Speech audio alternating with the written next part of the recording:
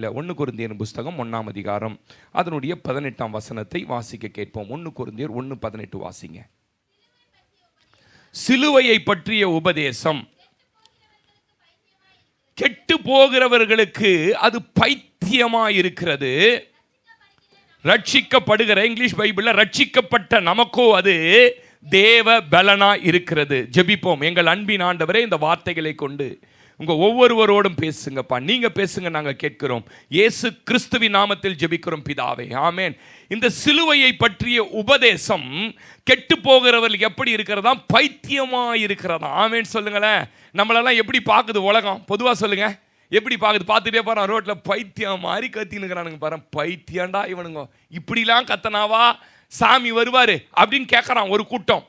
அப்ப எப்படி இருக்குது நம்முடைய வாழ்க்கை? மற்றவர்களுக்கு பைத்தியம் போல் இருக்கிறது, கெட்டு போகிறவர்களுக்கு பைத்தியம் போல் இருக்கு. அதனால தான் நம்ம உறவுக்காரங்க கிட்ட போய் சுவிசேஷம் சொல்ல போனா, நண்பர்கள் கிட்ட சுவிசேஷம் சொல்ல போனா என்ன கேட்கறாங்க? எப்பா, உங்க சாமியே உங்களால என்ன பண்ணிக்க முடியல, காப்பாத்திக்க முடியலப்பா, கத்தறாருப்பா, கதறாருப்பா, கொஞ்சம் அவர் வாயில போய் தண்ணி ஊத்துப்பான்றான் எங்க மாமா ஒருத்தவன். கொஞ்சம் நீ ஏணி போட்டு தண்ணி ஊத்துப்பா. என் தேவனே, என் தேவனே, ஏன் என்னை கைவிட்டுட்டு, அவரையே கைவிட்டுட்டவரு உன்னை எப்படிப்பா காப்பாத்துவார்னு கேட்கறாங்க. ஒரு ஆமென் சொல்லுங்களேன். அல்லேலூயா. நம்மளை எகழறோம். நம்மள ஏதாவது சுவிசேஷம் சொல்ல போனா, உங்க தேவனே முடிந்ததுன்னு முடிச்சிட்டு போய் சேர்ந்துட்டாருப்பா, நீ என்னப்பா இப்ப போய் இயேசு ஜீவிக்கிறார், இயேசு வருகிறார், இயேசு போறார், இயேசு நிக்கிறார் என்றியப்பா அப்படின்னு நம்மள என்ன பண்றான்? இகழ்கிறான். அதை தான் இங்கே பவுல் எழுதுகிறார். கெட்டு போகிறவர்களுக்கு இந்த உபதேசம், இந்த வேதம், இந்த சத்தியம் பைத்தியமாய் தோன்றுகிறது. ரட்சிக்கப்பட்ட நமக்கு அது தேவ பலன். கையை தட்டி சொல்லுங்களேன். இன்னைக்கு நான் பலனோட இருக்கிறேனா? பலனோட வாழறனா? இன்னைக்கு ஆசீர்வாதமா இருக்கிறேனா? ஒண்ணே, அந்த சிலுவையை பற்றிய உபதேசம் என்னை வாழ வைத்தது. கையை தட்டி ஆமென் சொல்லுங்களேன். அல்லேலூயா. நான் சொல்றேன், நம்ம ஆவிக்குரிய பலசாலி. ஆமென், அல்லேலூயா. சிலுவை இல்லாம சிங்காசனம் இல்ல. எத்தனை பேர் நம்புறீங்க? ஒவ்வொரு மனிதனுக்கு சிலுவை உண்டு. ஒவ்வொரு மனிதனுடைய வாழ்க்கையில சிலுவை சுமந்தாக வேண்டும். சிலுவை இல்லாமல் சிங்காசனத்திற்கு போக முடியாது. சிலுவை அனுபவம் தான் சீஷனின் அனுபவம்.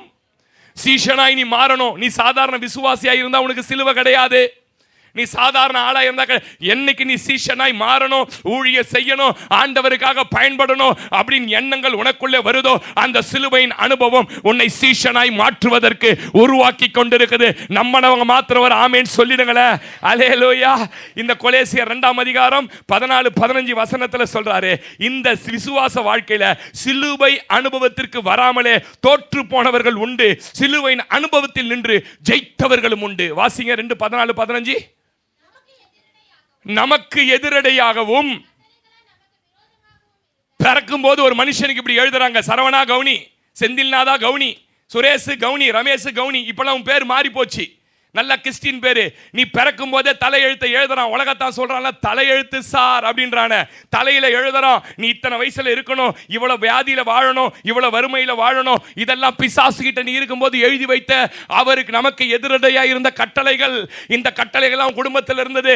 அதனாலதான் நீ ஜாதகம் பார்க்க போனா, ஜோசியம் பார்க்க போனா கரெக்டா சொல்றான். 40வது வயசுல கண்டம் சார் தண்ணியில, 52வது வயசுல ஹார்ட் அட்டாக் வரும் சார், 72வது வயசுல நீ சாவ சார். அவனுக்கு எப்படி தெரியும்? பேய கும்பிடுறவனுக்கு. நீ பேய் கண்ட்ரோல்ல இருந்த வரைக்கும் தெரியும். ஆமென் சொல்லுங்க. பேய் கண்ட்ரோல்ல இருந்து பிரிச்சு உனக்கு எதிரடியா இருந்த கையெழுத்துக்களை குலைத்து போட்டு, அப்படின்னா கிழிச்சு போட்டு, அதை ஆணியின் மேல வச்சு கையை தட்டி தான் சொல்லுங்க, எனக்காக ஒருவர் மரித்தாரு, எனக்காக ஒருவர் ஜீவனை தந்தாரு, எனக்கு எதிரடியா இருந்த. எங்க அம்மா அப்பா சொன்னாங்க, ஒரு ஜோசியக்காரங்க, இந்த சிட்டுக்குருவி லேகியம் வித்துன்னு வருவான். அந்த காலத்தில் உங்களுக்கு தெரியுமான்னு தெரியாது. சிட்டுக்குருவி லேகியத்து என்ன பண்ணுவான்? ரோடுக்கு வருவான். சிட்டுக்குருவி லேகியம் அவன் ஜோசியம் சொல்லுவாங்க, உன்னை விட உன் பிள்ளைங்க தரித்திரம் ஏழ்மனா, அப்படி ஏழ்மையிலே செத்துருவாங்கன்னு சொல்லிட்டு போனான். எனக்கு அப்போ ஒரு 9 வயசு இருக்கும். சொல்லிட்டு போனா, என்ன சொல்லிட்டு போனா?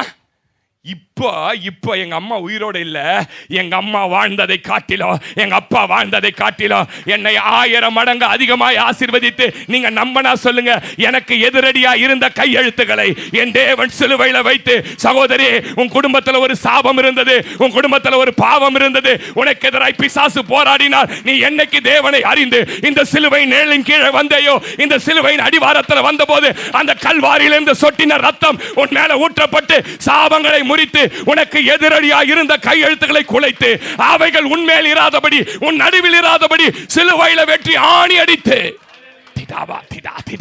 எத்தனை பேர் நம்புறீங்க? அல்லேலூயா. அதனால தான் வாழ்ந்துட்டு இருக்கிறோம், அதனால தான் நல்லா இருக்கிறோம். ஆமே. சட்டுதியில நாசம் வந்திருக்கோம், சட்டுதியில அழிவு வந்திருக்கும். நம்ம குடும்பத்துக்கு ஒரு இமைப்பொழுதுல நாசமாக்கப்பட்டு இருப்போம். ஆனால் கல்வாரியினுடைய அந்த ரத்தம் நம்மையும் நம்முடைய வீட்டையும் ராகாபின் வீட்டை பாதுகாத்தது போல நம்ம பிள்ளைங்க மேல, நம்ம கணவன் மேல இருந்து பாதுகாக்குது. அல்லேலூயா சொல்லுங்க. அல்லேலூயா. இங்க சொல்றாரு, வாசி அந்த வசனத்தை வாசிப்புல. கொலை கையெழுத்துக்களை குலைத்து நம்ம நடுவில் இராதபடி எடுத்து ஆணி அடித்து. துரைத்தனம் என்ன தெரியுமா? துரைத்தனம் அடிமை. அதாவது துரை வரார் பாரு அப்படின்னுவாங்க. துரை என்ன சொன்னாலும் கேட்கணும், கீழே வருவாங்க.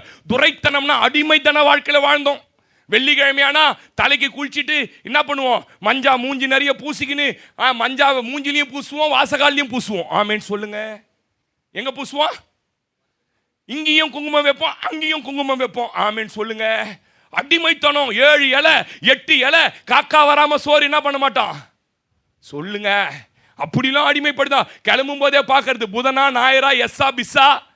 ஐயா அடிமைப்படுத்தி வச்சிருந்தோம். இதனால தான் உனக்கு, அதனால தான் இன்னைக்கு கூட நிறைய கிறிஸ்டியன் அப்படி இருக்கிறான். எப்படி இருக்கிறான்? அடிமைத்தனத்தில் வாழறான். இன்னைக்கு நாள் சரியில்லை, அது சரியில்லை, அது சரியில்லை, இது சரியில்லை. நான் சொல்றேன், இவையெல்லாம் உண்மையில் இராதபடி சிலுவையில் ஒருவர் உனக்காக கையை தட்டி திடாவா. துரைத்தனங்களையும் வாசிப்புள்ள வாசி. அதிகாரம் உனக்கு மேல ஒருத்தர் அதிகாரம் பண்ணி இருந்தான் பிசாசு. அவன் என்ன கமாண்ட் பண்றானோ அப்படிதான் நீ. அவன் என்ன சொல்றானோ அதான். இன்னைக்கு ஆடி அமாவாசை இப்படி பண்ணணும், ஆமா பண்ணணும். இன்னைக்கு கிருத்திகை நடந்தே போ, திருத்தணிக்கணும், ஆமா போனோம். திருப்பதிக்கு 3 தடவை பிள்ளைங்களை கூட்டு போய் என்ன பண்ண? அதான் அதிகாரம். அதிகாரம் செலுத்தணும் அவன் மேல ஒரு காலத்துல. ஆமே. அதிகாரங்களையும் உரித்து கொண்டு வெளியரங்கமான கோலமாகி அவைகளின் மேல் சிலுவையில கையை தட்டி சொல்லு, என் தேவன் இவையெல்லாம் என் மேல வராதபடி வெற்றி சிறந்திருக்கிறார். ஆமே. நான் சொல்றேன், சிலுவையில இயேசு ஜெயித்தது போல நாமும் ஜெயிக்க வேணும். நம்ம ஜெயிக்கணும். ஒருவன் என்னை விசுவாசித்தால் நான் செய்த கிரியையும் என்னது? அவர் எழுப்பண்டு, நோயாளியை குணமாக்கண்டு, இதெல்லாம் தான் நம்ம கண்ணில் வரும். அவர் எழுப்பின மாதிரி நானும் எழுப்புங்க, எழுப்புவீங்க இந்த சபையில். ஆமேன்னு சொல்லுங்க. சிலுவையில் செய்த கிரியை விட அதிகமாக செய்யணும். சிலுவையில் அவர் காட்டின அன்பை விட அதிகமாக அன்பை காட்டணும். சிலுவையில் செய்த தியாகத்தை விட உன் வாழ்க்கை தியாகம் நிறைந்ததாய் மற்றவர்கள் பார்க்கணும். அதான் தான் செய்த கிரியைகளை செய்வான், என்னிலும் பெரிய கிரியைகளை செய்வான். எத்தனை பேர் நம்புறீங்க? அப்ப சிலுவையை சிந்திக்காத மனிதன் சீரடைய மாட்டான், சீரடைய மாட்டான். அனுதினமும் சிலுவை என்ன பண்ணணும்? வானம் மீதிலே வண்ணன் ஒருவர் பாட்டு பாடுறது ரைட்டு தான், வருவாரு, ஆசீர்வாதமா இருப்பேன், வீட்டில் பாடுறது ரைட்டு தான். ஒரு பாட்டாவது சிலுவை பாட்டை என்ன பண்ணுங்க? எடுத்து பாடுங்க. அதுதான் சொல்றேன், சிலுவையை சிந்திக்காத மனிதன் சீரடைய மாட்டான்.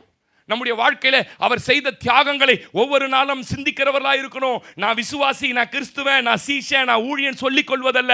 இயேசுவின் சிலுவையில வெளிப்படுத்தின காரியங்களை நம்முடைய வாழ்க்கையின் மூலமாய் வெளிப்படுத்தணும். ஜெயிக்கணும். நீங்க ஜெயித்தா இதை நீங்க வெளிப்படுத்துவீங்க. ஆமென் சொல்லுங்க. இன்னைக்கு இயேசு பேசுற 7 காரியத்தை ஊரெல்லாம் பேசுறான். யார் யாரோ பேசுறான். பீடி பிடிக்கிறவனும் பேசுறான், சாராயம் குடிக்கிறவனும் பேசுறான், குழந்தையும் பேசுது, ஆயாவும் பேசுது. நம்ம சபையில் அப்படிலாம் கிடையாது. இந்த பாரம்பரியத்துக்கு இங்கே என்ன கிடையாது, இடம் கிடையாது. என்ன கூட 2 பேர் கேட்டான், இதுக்கு என்ன பாஸ்டர் எதனா வியாக்கியானம் இருந்தால் சொல்லுங்கன்னு சொல்லி. நீயே ஜெபம் பண்ணி ஏற்றுக்கடான்னு. ஆமேன்னு சொல்லுங்க. நம்ம எழுதி கொடுத்த நோட்ஸ் எடுத்து நீ என்ன பண்ணுவாங்க? பேசட்டும், தப்பு இல்லை. நான் சொல்கிறேன், அதல்ல சிஸ்டர், ஏதோ 7 வார்த்தையை தியானம் பண்ணோம், நல்லா பேசினேன், சூப்பராக பேசினேன் அப்படின்னு சொல்கிறதுக்கு இல்லை சிஸ்டர். இது எதுக்கு தெரியுமா? நம்முடைய வாழ்க்கையில் அவர் செய்தது போல நாமும் செய்து காண்பிப்பதற்காக சிலுவை. ஆமே. அல்லேலூயா சொல்ல மாட்டீங்களே. இன்னைக்கு 3 வார்த்தையை பற்றி பேச போகிறேன். இயேசு பேசின 3 வார்த்தை கடந்த நாட்களில் தேவ சமூகத்தில் ஜெபித்த போது ஆவியில் ஆண்டவர் திரும்ப திரும்ப சிந்தையில் போட்டு, இந்த 3 காரியங்கள் எந்த மனிதனுடைய வாழ்க்கையில் இருக்கிறதோ அவன் சிலுவையில் நான் ஜெயித்தது போல உலகத்தை, மாம்சத்தை, பிசாசை ஜெயித்த ஒரு மனிதனாக இருப்பான். ஆமேன்னு சொல்லுங்களேன். அந்த 3 வார்த்தை நேரம் அதிகம் இல்லை நமக்கு. லூக்கா 23:34 வாசிங்க. தங்கச்சி வாசிட்ட, மகளே வாசி. லூக்கா 23:34. ஆமே. அப்பொழுது இயேசு, பிதாவே இவர்களுக்கு மன்னியும். ஆமென். இயேசு பூமியில 3 வருடம் மாத்திரம் ஊழியம் செய்யல. சகோதரி கவனிங்க, சிலுவையில போயும் ஊழியத்தை செய்து கொண்டிருந்தார். சிலுவையில தொங்குற நிலையில ஊழியம் செய்து கொண்டிருந்தார். கிறிஸ்துவத்தினுடைய அஸ்திபாரம் அன்பு என்றால் நான் ஒத்துக்கிறேன். கிறிஸ்துவத்தினுடைய அஸ்திபாரம் அன்பு. ஆனால் இன்னொரு அஸ்திபாரத்தின் பில்லர் என்ன தெரியுமா? மன்னிப்பு. சொல்லுங்க ஆமென். அன்பு மாத்திரம் ஒரு அஸ்திபாரத்தில் நின்று விட முடியாது. நீ இன்னொரு அஸ்திபாரம் உனக்கு வேண்டும். அது என்ன தெரியுமா?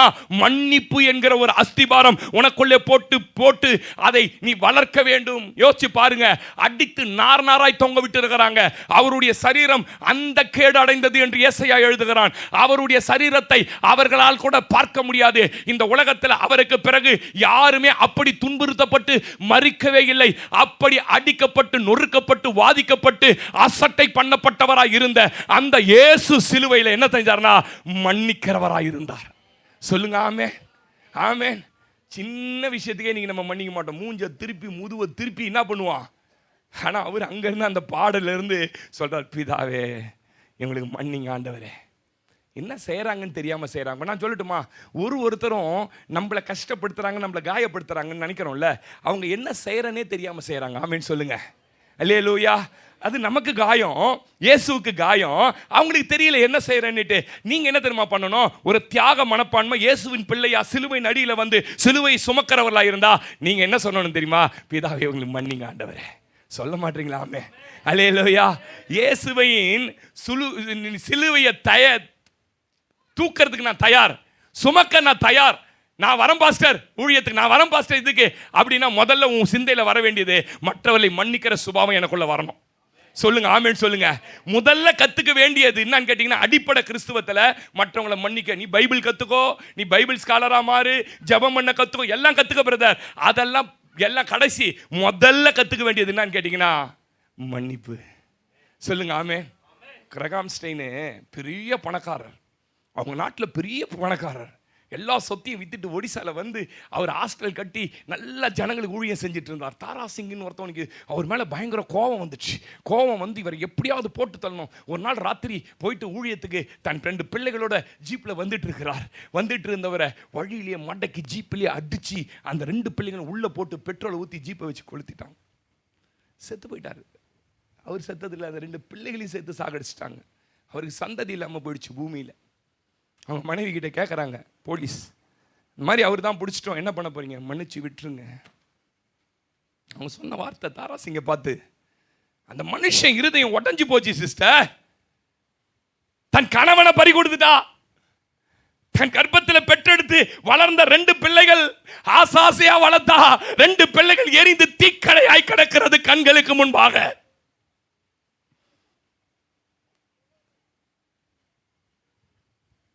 என்ன பண்ணிருப்போம் நம்மளா இருந்தா? ஐயா, கிறிஸ்துவத்தை பத்தி பேசுறது பெருசியா? பேசுறது பெருசு இல்ல. நான் வரேன் பாஸ்டர், நான் பண்றேன் பாஸ்டர்ன்றது இல்ல. உள்ளே உண்டாகணும். கேட்கிறாரு ஜட்ஜி, கேட்கிறாரு கோர்ட்ல, ஹை கோர்ட்ல என்ன தண்டனை கொடுக்கணும் நீங்க சொல்லுங்க, கொடுக்கிறோம். அவருக்கு மன்னிப்பு என்கிற தண்டனையை கொடுத்து அந்த மனுஷனை கையை தட்டி சொல்ல, அந்த கிரகம் ஸ்டெயினுடைய மனைவிக்குள்ள இருந்த அந்த ஆவியினுடைய அபிஷேகம் எனக்குள்ள வரட்டும் ஆண்டவரே, மன்னிக்கிற குணம் வரட்டும் ஆண்டவரே, மன்னிக்கிற சுபாவம் உண்டாகட்டும் ஆண்டவரே. ஹல்லேலூயா, ஹல்லேலூயா. சொல்லுங்க சத்தமா ஹல்லேலூயா. ஆமென், ஹல்லேலூயா. இயேசு நம்முடைய பாவங்களை மன்னித்திராவிட்டால் நமக்கு ரட்சிப்பு இல்லை. கவனிக்கணும். பாவத்தை மன்னிக்க முடியாது சொல்லியிருந்தா ரட்சிப்பு இல்லை. இப்பவும் கோழியை தூக்கிக்கின்னு குல தெய்வம் கோயிலுக்கு போயிருப்ப, அங்க போய் ஆத்துல ஊத்த தோண்டி பொங்கல் வச்சுட்டு வந்திருப்ப. ஆமென் சொல்லுங்க. என்ன சொல்றேன்? எங்க ஊர்ல 6 ஆத்துக்கு பக்கத்துல 7 செங்கல், அந்த செங்கல் பக்கத்துல ஒரு கோயில், கன்னியா கோயில் வேணாம், அங்க போய் ஊத்து தோண்டுவோம். சின்ன வயசுல தோண்டி அதுல இருக்கிற புது தோணியில தண்ணி எடுத்துன்னு வருவோம். இன்னைக்கும் போறான் என் மாமா பையன். நான் சொல்றேன், நான் பாவியா இருக்கையில கிறிஸ்து இயேசு எனக்காக மரித்தார். எத்தனை பேர் நம்புறீங்க? ஆமென் சொல்லுங்களேன். நமக்கு ரட்சிப்பு கிடைச்சிருக்காது, இந்த வாழ்க்கை இல்ல. ரோமர் 5:8 நோட் பண்ணி வச்சுக்கோங்க. அவர் நம்ம மேல் பாராட்டின அன்பு எவ்வளவு பெருசுன்னு எழுதுறார். அல்லேலூயா. ஒரு மனிதன் இன்னொரு மனிதன் பாவத்தை மன்னிக்க முடியாது. உலகத்தில் அப்படி பாவத்தை மன்னிக்கணும்னா பரிகாரம் செலுத்த சொல்றான், பணம் செலுத்த சொல்றான். எங்க குடும்பமே சேர்ந்து கடந்த மாசம் எங்க போனாங்க தெரியுமா? 2 மாசத்துக்கு முன்னாடி ராமேஸ்வரம் போனாங்க. போய் வந்த உடனே வீட்டில் வந்து காலை வைக்கணுமா, காலை வச்சுட்டு அங்கிருந்து அடுத்த ட்ரெயின் பிடிச்சி எங்க போகணுமா? காசிக்கு போகணுமா? காசிக்கு போனாங்களாம். அப்புறம் 2வது எங்க போனாங்களா? ராமேஸ்வரம் போனாங்களாம். அங்கே 7 கிணறுக்கு தான். அந்த கிணத்துல இருக்கிறது நான் சொல்கிறேன் சிஸ்டர், எவ்வளோ தெரியுமா பணம் செலவாச்சு? நான் கேட்டேன், எங்கள் அக்காவை கேட்டேன், எங்கள் மாமா பொண்ணை கேட்டேன், எவ்வளோ செலவாச்சு? ஒரு ஆளுக்கு 25,000 ரூபாய் ஆயிடுச்சுடா அப்படின்னாங்க. 25,000 ஆமீன் சொல்லுங்களேன். ஒண்ணுமே இல்லாம உன் பாவத்தையும் என் பாவத்தையும் மன்னித்து கல்வாரியில ஜீவனை தந்து, ஐயோ இந்த அன்பு தியாகம் எந்த கடவுளாவது உனக்கு வெளிப்படுத்த முடியுமா? ஆமேன் சொல்லுங்க. அல்லேலூயா. ரட்சிக்கப்பட்ட அபிஷேகம் ஊழியம், ஆமேன் சொல்லுங்க. பின்னமா பண்றோம், ரட்சிக்கப்பட்டோம், அபிஷேகம் பெற்றோம், ஊழியம் செய்யறோம், பாட்டெல்லாம் பாடுறோம், கோயர்ல பைபிள் எல்லாம் ராத்திரில படிக்கிறோம். பாவம் செய்யாம இருக்கிறோமா? பாவம் செய்யாம இருக்கிறோமா? செய்து கொண்டு இருக்கிறோம். அதில் வேற ஜபம் பண்ணிடுறோம். தெளிவும் பலிபீடத்தில் வந்து, ஆண்டவரே தன் பாவங்களை மறைக்கிறவன் வாழ்வு அடைய மாட்டான், இரக்கம் செய்து ஆண்டவரே சொல்லிடுறான். ஆண்டவரே நல்லது நான் சொல்றேன், குற்ற மனசாட்சி இல்லாமல் டெய்லி சொல்லுங்க. ஆனால் நம்ம செய்த பாவங்களுக்கெல்லாம் ஒரு தண்டனை கொடுத்துருந்தா என்ன ஆயிருக்கும்? கொடுக்க ஆரம்பிச்சிட்டாருன்னா என்ன ஆகும்? நான் சொல்றேன், பாவங்களை மன்னித்தது மாத்திரமல்ல, மன்னித்து கொண்டே பிரசன்ட் கண்டினியூஸ். இன்னை வரைக்கும் அந்த கல்வாரியில சிந்தின ரத்தம் பிதாவின் வலது பாரிசத்தில் உனக்காக எனக்காக பரிந்து பேசுதுன்னு சொன்னா எத்தனை பேர் கையை தட்டி ஆமேன் சொல்லுங்க. அல்லேலூயா. நம்ம வெளி தோற்றத்தில் தேறினமானது அல்லது வேதத்தை கை கொண்டவர் மாதிரி காட்டிக் கொள்கிறோம். ஆனா உள்ள என்ன இல்லைன்னா, மன்னிக்கிற குணம் நமக்குள்ள இல்லை. வெளியே வெள்ளை புடவை, வெள்ளை சேரி, வெள்ளை சுடிதார், அப்புறம் வெள்ளை ஜிப்பா, எல்லாம் வெளியில. ஆனா உள்ள என்ன இல்லைன்னு கேட்டீங்கன்னா, மன்னிக்கிற குணமே இல்லை. மன்னிக்கிற குணம் நமக்குள்ள இருந்திருக்குமானா நான் சொல்றேன், நீங்க ரொம்ப ரொம்ப கர்த்தரால பயன்படுத்தப்பட்டு இருப்பீங்க. அல்லேலூயா. சொல்ல மாட்டீங்களே அல்லேலூயா. இயேசு அதான் சொல்றேனே, பைபிள் பேசுறது ரொம்ப ஈஸி, பைபிள் வியாக்கியானம் பண்றது ரொம்ப ஈஸி. இயேசு மலை பிரசங்கம் பண்ணார். 3 நாட்கள் ஜனங்கள் தூங்காம ராத்திரி பகலா கேட்டாங்க. அந்த மலை பிரசங்கம் பண்ணி இன்னைக்கு 2024 வருஷம் ஆச்சு. இன்றைய வரைக்கும் தேசத்தின் தலைவர்களே, நம்ம தேசத்தினுடைய மகாத்மா கூட அந்த மலை பிரசங்கத்தின் மூலமா தான் நான் வந்து சத்தியாகிரகத்தை தொடங்கினேன் என்று சொன்னார். அவர் பேசினதோட நிற்கல, அதை எங்கே தெரியுமா செயல் வடிவத்தில் காட்டினார். சிலுவையில் கொண்டு வந்து, இதோ நான் பேசினபடியே வாழ்கிறேன் என்று தன்னுடைய மன்னிப்பை கொடுத்து, ஆமேன் சொல்லுங்க. எதை கொடுத்தாரு? மன்னிப்பை கொடுத்தார் சிஸ்டர். நம்ம பேசுறதோட இல்ல, பேச்சோட நிறுத்தக்கூடாது. நம்முடைய சுபாவத்தில் அந்த மன்னிப்பை கொண்டு வந்து நாம் காண்பிக்க வேண்டும். ஆமேன் சொல்லுங்க. அதனால தான் அவருடைய மலை பிரசங்கம், அவர் சொன்ன ஓமைகள் இன்றைக்கும் மாறல. அந்த அருமையான சகோதரி பல்வின் சுல்தானா எனக்கு ரொம்ப பிடிக்குது. அவங்களை எங்கேயாவது சந்திக்கணும்னு நினைக்கிறேன். மேடை யாரை தெரியுமா பேசுறாங்க? இயேசு மாத்திரம் உயிரோடு இருந்திருந்தால் நான் அவர் பாதத்தை என்னுடைய பொற்பாத முத்தமிட்டு இருப்பேன்றாங்க. ஏன் பேசுறாங்க தெரியுமா? அவர் பேசினவர் அல்ல, பேசினபடி வாழ்ந்தவர். சொல்லுங்க. அப்ப நம்ம பேசுறவங்க இல்ல, பேசுறபடி வாழ்கிறவர்களா இருக்கணும். மன்னிப்பு பத்தி எங்க பாஸ்டர் நீங்க பிரசங்கம் பண்ணாரு, வீட்டு போய் மாமியார் மூஞ்ச காட்டக்கூடாது. ஆமேன் சொல்லுங்க. இன்னைக்கு மன்னிக்க தெரியல சிஸ்டர். நம்முடைய வாழ்க்கையில மன்னிப்பு இல்லாததுனால தான் இன்னைக்கு என்ன பண்றோம், எல்லாமே வாழ்க்கையில தலைகீழாய் நடந்து கொண்டு இருக்கிறது. ஆமேன். அப்ப வாழணும். நம்மால் சொந்த குடும்பங்களில கணவனை மன்னிக்க முடியல, ஒரு வாரம் பேசாம இருக்கிறோம் கணவன் கிட்ட. மனைவியை மன்னிக்க முடியல, பிள்ளைகளை மன்னிக்க முடியல, மாமியார மருமவளால் என்ன பண்ண முடியல, நெஞ்சு ஏத்துக்களை பாஸ்டர். இது ஒரு அம்மா வெச்சின்ன பாஸ்டர் தனி கொடுத்தணும். நீங்க எப்படியாவது என் மாமியார் கிட்ட பேசி, ஏம்மா வயசானவங்கம்மா எங்கம்மா போவாங்க, பாவமா புள்ள மேல அன்பு, அது எங்கனா போய் கஞ்சி குடிக்கிட்டேன் பாஸ்டர். நான் கூட கஞ்சி என்ன பண்றேன் கூட்டுக்காரர்கிட்ட, மன்னிக்க முடியாது. ஆனா என்ன சுடிதார்? ஒயிட் சுடிதார். என்ன சுடிதார்? வெள்ளை கலர் சுடிதார். சபையில் அவங்க தான் முக்கியமான குரூப்பு, முக்கியமான ஆளு, பில்லர். அவங்க இல்லைன்னா சபையை என்ன ஆகுது? ஐயா நான் சொல்றது ஒரு மாதிரி ரொம்ப உங்களுக்கு அப்படியே குத்தும் உள்ள குத்தனாலும் எனக்கு ஒன்றும் இல்லை. நான் அப்படி தான் பிரசங்கம் பண்ணுவேன். மன்னிக்காம நீ என்ன பண்ணிட போற? யோசிச்சு பாருங்க. மன்னிப்பு கொடுங்க. எல்லாருமே பலவீனமானவன். அவ்வளோ பெரிய தேவனுடைய ஆலயத்தை கட்டி சும்மா ஷக்கினா மகிமை இறங்கி ஆசாரியம் ஊழியம் செய்ய முடியல. அங்கே இங்கே போல மேகத்தில் நிரம்பிக்குது பயங்கரமா. 2 அதிகாரம் போறா ஜபம் பண்றான் சாலமோன். ஜபம் பண்ணிட்டு வெளில வந்து பார்த்து கடைசியா ஒரு ஜபத்தை பண்ணான். ஆண்டவரே, பாவம் செய்யாத மனுஷன் பூமியில இல்லையே, பாவங்கேவன் செஞ்சுட்டு வந்து இந்த ஆலயத்தை நோக்கி ஜெபம் பண்ணா. அப்ப அவனுக்கு ஒன்று புரிஞ்சிச்சு, எத்தனை மகிமையால் நிரப்பப்பட்டாலோ, எத்தனை பெரிய தேவ தரிசனம் பெற்றவர்களா இருந்தாலோ, எப்பேற்பட்ட மனுஷன் ஒரு நாள் பாவம் செய்கிற சூழ்நிலைக்கு வருவான். கவுனிங்க, என்ன பாவம்? சென்சிட்டிவ், சின்ன சின்ன விஷயங்கள், பேச்சில் சிலர் பேச தெரியாது, காயப்படுத்துவாங்க. இதெல்லாம் மன்னிக்க கற்றுக்கணும். நீங்கள் மன்னிக்க கற்றுக்கிட்டீங்கன்னா நான் சொல்கிறேன் சமாதானமாக வாழ்வீங்க. நீங்க மன்னிக்காம இருந்தீங்கன்னா உங்க வாழ்க்கையில என்ன இருக்காதுன்னு கேட்டீங்கன்னா சமாதானம் இருக்காது. என்ன பண்றது, ஒரு கெட்ட பழக்கத்தை நம்ம வீட்டுக்காரர் கத்துக்கினாரு, ரொம்ப நல்ல மனுஷன், ரொம்ப நேசிச்சவர் தான். என்ன பண்றது, நம்ம பிள்ளைங்களுக்கு ஒரு கெட்ட பழக்கம் வந்துடுச்சு, ஏதோ நம்ம மனைவிக்கு இது ஒரு ஒரு பேட் ஒரு ஹாபிட் வந்துடுச்சு, என்ன அதுக்காக தள்ளி வச்சிடலாமா? முடியாதே. அதை மன்னிக்கிற ஒரு அளவுக்கு நம்ம என்ன பண்ணணும், அவங்கள நேசிக்கணும். ஆமென் சொல்லுங்க. அல்லேலூயா. அப்படி ஒரு பழக்கத்துக்குள்ள நம்ம வரணுங்க. நம்மால சொந்த குடும்பங்கள்ல இன்னைக்கு மன்னிப்பு கொடுக்க முடியல, உடன் பிறந்தோரை மன்னிக்க முடியலைனால நம்ம இயேசுவை கேட்டார் பேதுரு, எத்தனை வாட்டி என் சகோதரன் எனக்கு விரோதமா பாவம் செஞ்சா மன்னிக்கணும்? ஒரு நாளைக்கு 70 தடவை செஞ்சாலும் மன்னிடான்றார். 7 ஒரு நாளைக்கு இத்தனை தடவை செஞ்சாலும் மன்னின்றார். நம்ம பல வருஷத்துக்கு கதையை பேசின்னு இருப்போம், மன்னிக்க முடியாது பாஸ்டர். நான் சிவாஜி கணேசனா மன்னிப்பு கொடுக்கறதுக்கு அப்படின்னு பேசுறாங்க சிலர்லாம். இல்ல சிஸ்டர், மன்னிப்பதற்காக நாம் பிறந்திருக்கிறோம். ஆமென் சொல்லுங்க. என்ன மன்னிச்சுட்டு என்ன பண்ணோம், உள்ள என்ன பண்ணுது, மன்னிச்சிட்டேன் பாஸ்டர் அப்படின்னு சிலர்லாம் சொல்றாங்க.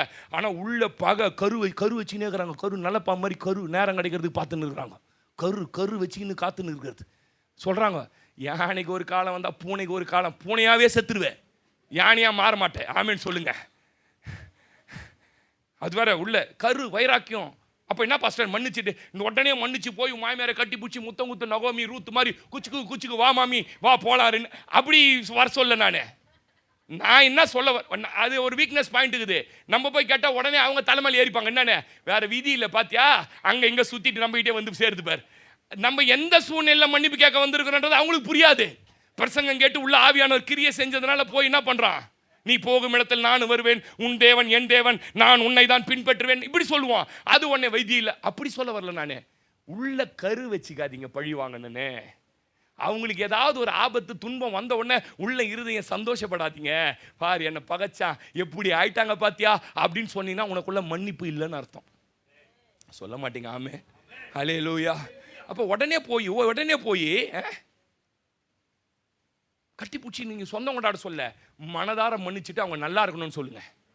அவங்க நல்லா வாழட்டும், அவன் நல்லா இருக்கட்டப்பா. ஒரு காலத்தில் எனக்கு ஃப்ரெண்டாக இருந்தான், இன்னைக்கு என்னமோ அவன் துரோகம் பண்ணிட்டான். நான் மனதார அவன் என்ன சரி, ஏசாவை நான் வெறுத்தேன், யாக்கோபியை சிநேகித்தேன். இன்னும் இந்த வசனத்துக்கு வியாக்கியானம் யாரா ஒரு ஆள் சொல்லுங்க. ஏசாவை நான் வெறுத்தேன், யாக்கோபியோ இன்னும் ஏன் ஏசாவை வெறுத்தார் ஆண்டவரே? 20 வருஷமா பகையை உள்ள வச்சுன்னு உட்காந்துங்கிறான்.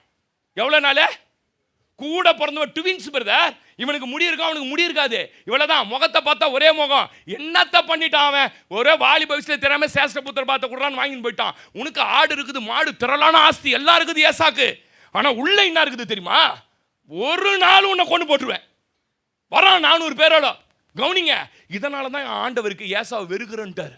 உள்ள எவனுக்குள்ளெல்லாம் பகை வச்சுக்கின்னு அவனை காலி ஆகணும், அவன் விழணும் நினச்சிக்கின்னு அப்படியே பண்ணின்னு இருக்கிறீங்களோ, மன்னிக்க முடியாமல். நான் சொல்கிறேன், உன் வாழ்க்கை ஏசாவை போன்றது. அல்லேலூயா அல்லேலூயா.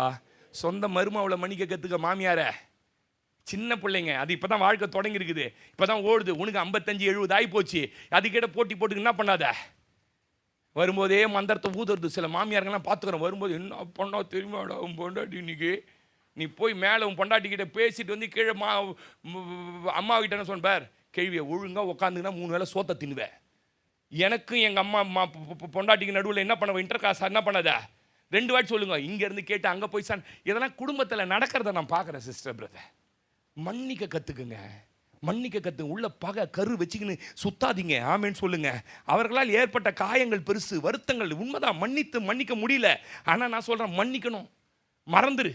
ஆமே, மன்னிக்கிறவன் மனிதனா, மறந்து விடுகிறவன் மகா பெரிய மாமனிதன். அல்லேலூயா. மன்னிக்கணுங்க. யோசேப்புக்கு ஒரு நாள் தெரியும். கவனிங்க நான் பேசுறத. யோசேப்புக்கு ஒரு நாள் தெரியும். என்ன தெரியுமா, நான் பெரிய ஆளா வரப்போறேன்னு தெரியும், பெரிய இடத்துக்கு வரப்போறேன்னு தெரியும். ஆனால் நடுவில் வந்த தரிசனத்தின் நடுவில் வந்த இழப்புகள், அவமானங்கள், குழி, சிறைச்சாலையெல்லாம் தாண்டி இப்போ பெரிய இடத்துக்கு வந்துட்டான். இப்போ ராஜாவா மாறிட்டான். கவுனிங்க, ராஜாவா மாறின உடனே அவன் சிந்தகத்தனமா போயிருக்கான். இந்த அரிக்கட்டு நிமிர்ந்து நிற்கும், மற்ற 11 அரிக்கட்டுகள் விழும்னு அவனுக்கு தெரியும். இந்த நட்சத்திரம் உயர்ந்து நிற்கும், மீதி எல்லாம் வந்து வணங்கும்னு தெரியும். பிளான் பண்ணுறான் திட்டமிட்டு. டேய், இன்னும் 3 வருஷத்துக்குள்ளே என் அண்ணன் வருவான், என் தம்பி வருவான், எங்கள் அப்பா வருவான், எல்லாம் வருவான். அவனுக்கு இரும்பு காவல் சிறை, குனியஞ்சா நிமிரக்கூடாது. எல்லாம் 1.5 அடி சிறை ஒன்று ரெடி பண்ணி கரெக்டாக வச்சிருங்கடா. என் அண்ணனுங்களாம் வந்தோன்னா அந்த சிறையில் போட்டு என்ன பண்ணணும், தினந்தோறும் அவன் குனிஞ்சிக்கின்னு நிமர முடியாம சோர்த்தின்னு சாப்பிட்றத இந்த எகிப்தின் சிறையில என் கண்கள் காணணும்டா அப்படின்னு அவன் நினைச்சிருந்தா அந்த சிறைச்சாலையை என்ன பண்ணிருக்க முடியும்? ரெடி பண்ணியிருக்க முடியும். ஆமேன்னு சொல்லுங்க. முடியும் நினைச்சீங்களா? முடியாது நினைக்கிறீங்களா? அவனோட உத்தரவு இல்லாமல் அந்த நாட்டில் யாரும் காலை என்ன பண்ணக்கூடாது.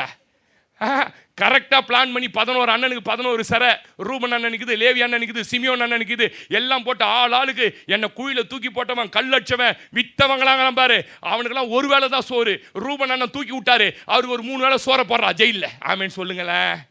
இதெல்லாம் உட்காந்து திட்டம் போட்டிருக்க யாரால முடியும்? முடியும். ஆனால் அவனுக்குள்ள என்ன தெரியுமா இருந்தது? என்ன தெரியுமா இருந்தது? சே, அந்த சூழ்நிலைடா என்னமோ பண்ணிட்டாங்க, நான் இவர்களை காப்பாற்றுவதற்காக இவர்களுக்கு கையை தட்ட மாட்டீங்கன்னு தெரியும், நான் இவர்களுக்கு ஜீவ ரட்சணை. ஆமேன்னு சொல்லுங்களேன். அல்லேலூயா, அல்லேலூயா. 45ஆம் அதிகாரம் ஆதியாகமம் 3:10 வாசி பாருங்க. தயவு செஞ்சு இதெல்லாம் வாசிக்கணும், அதுக்காக வாசிக்க சொல்றேன். வாசி 45:3 வாசி. யோசேப்பு தன்னுடைய சகோதரரை பார்த்து, நான் யோசேப்பு சொல்றான் பாருங்க. நான் யார் தெரியுமா? அது என்ன அர்த்தம் தெரியுமா மகள? தரிசனம் பெற்ற யோசேப்பு, உயர்ந்திருக்கிற யோசேப்பு, உங்களை நினைச்சா என்ன வேணாலும் அதிகாரம் நிறைந்தவனா இருக்கிற யோசேப்பு. வாசிங்க. என் தகப்பனார் இன்னும் உயிரோடு இருக்கிறாரா என்று கேட்டான்.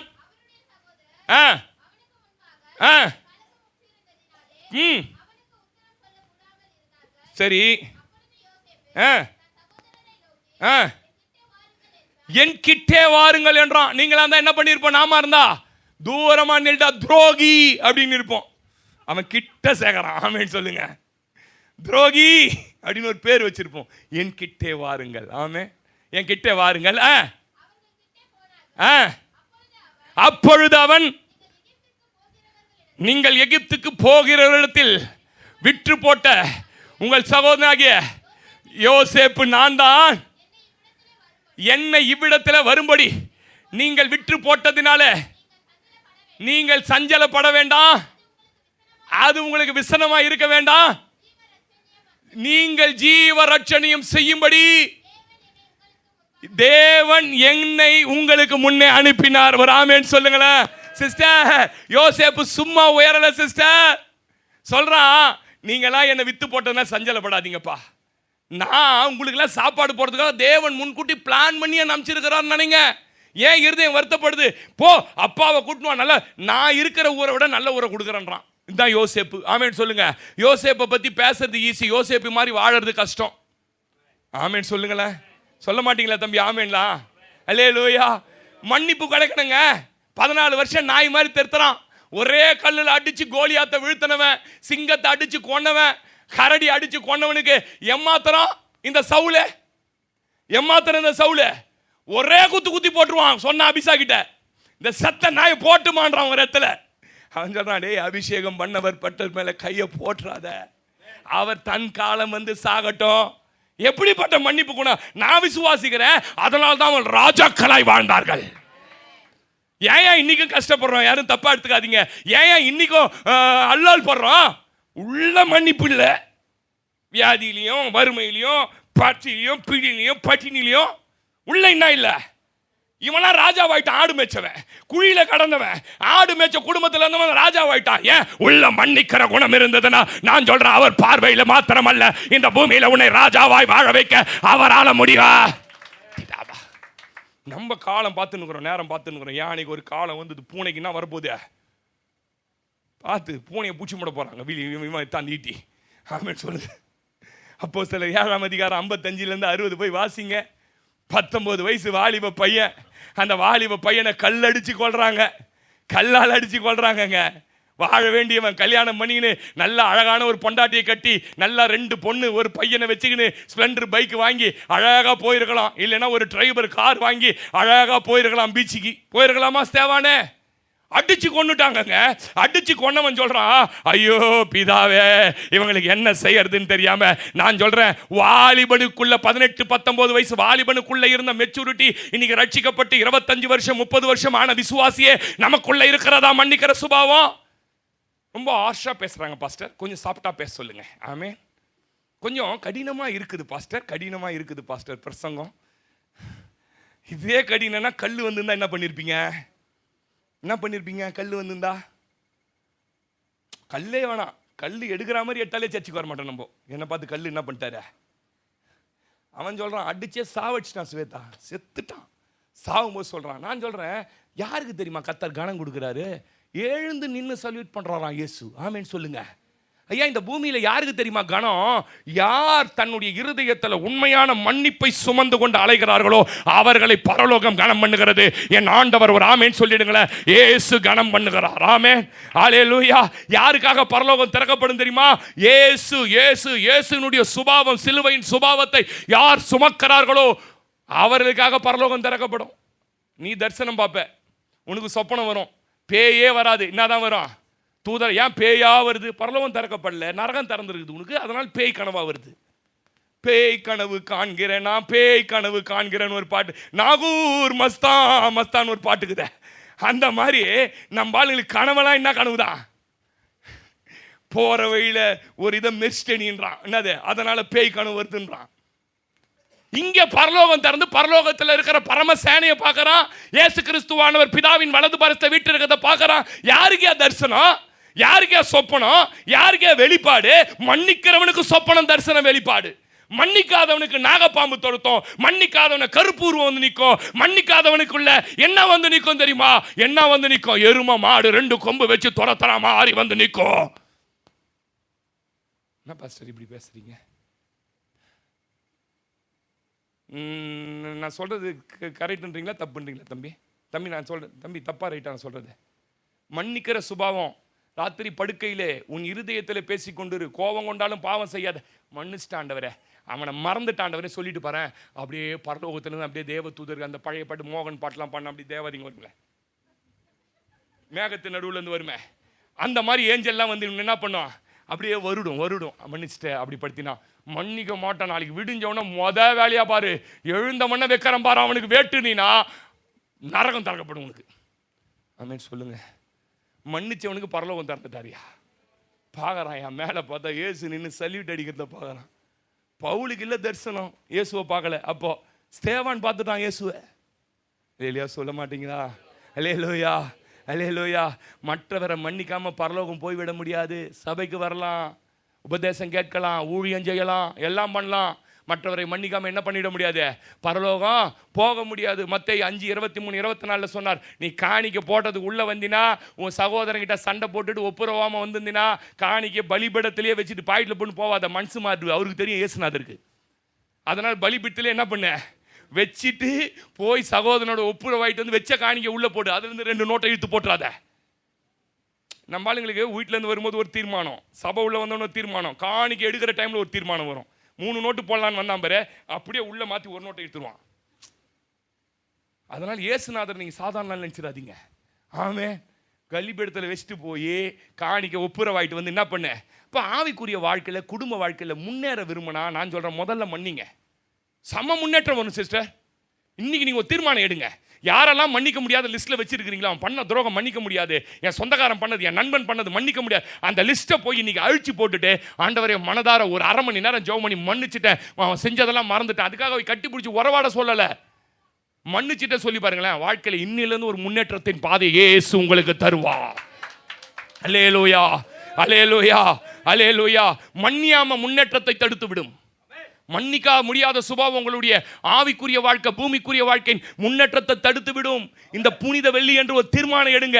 எவரை மன்னிக்கணுமோ மன்னிங்க, எவர் மேல அன்பு கூறணுமோ அன்பு கூறுங்க, எவரோட ஒப்புரவானா சமாதானமா இருக்குமோ ஒப்புரவாவுங்க. வலது கரத்தை உயர்த்துங்களேன். நான் மன்னிக்கிறேன் சொல்லுங்க. என் மாமியாரை மன்னிக்கிறேன். மருமவளை சொல்லு, என் மாமியாரை வாய் தர, என் மாமியாரை சும்மா மாமியாரை மருமவளை மன்னிக்கிறேன் சொல்லுங்க. என் வீட்டுக்காரை மன்னிக்கிறேன், என் மனைவியை மன்னிக்கிறேன், என் மச்சின்ச்சியை மன்னிக்கிறேன் சொல்லுங்க. என் மச்சானை மன்னிக்கிறேன், என் சகலபாடியை மன்னிக்கிறேன் சொல்லுங்க. என் உடன் பிறந்தர் என் கணவரை மன்னிக்கிறேன், அவருக்கு தெரியாது பாவம் மன்னிக்கிறேன்.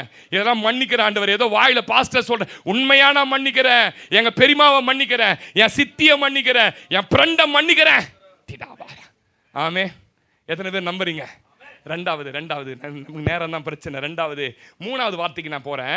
யோவான் 19:26-27 வாசிங்க. யோவான் 19:26-27 வாசிங்க.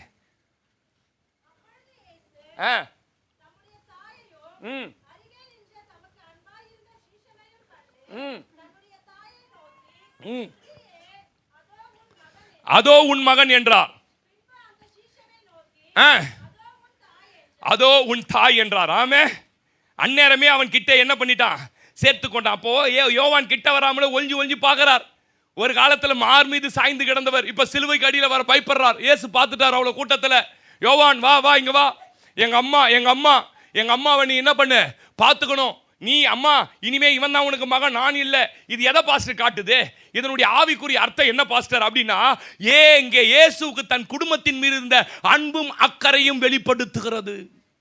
இயேசுவுக்கு எவ்வளவு அன்பு அவங்க தாய் மேல இருந்தது பாருங்க, எவ்வளவு அக்கறை தன் குடும்பத்தின் மேல. நான் சொல்றேன் பிரதர், கம்ப்யூட்டர் காலத்துல வாழறோம், மிஷின் மாதிரி வாழுது வாழ்க்கை.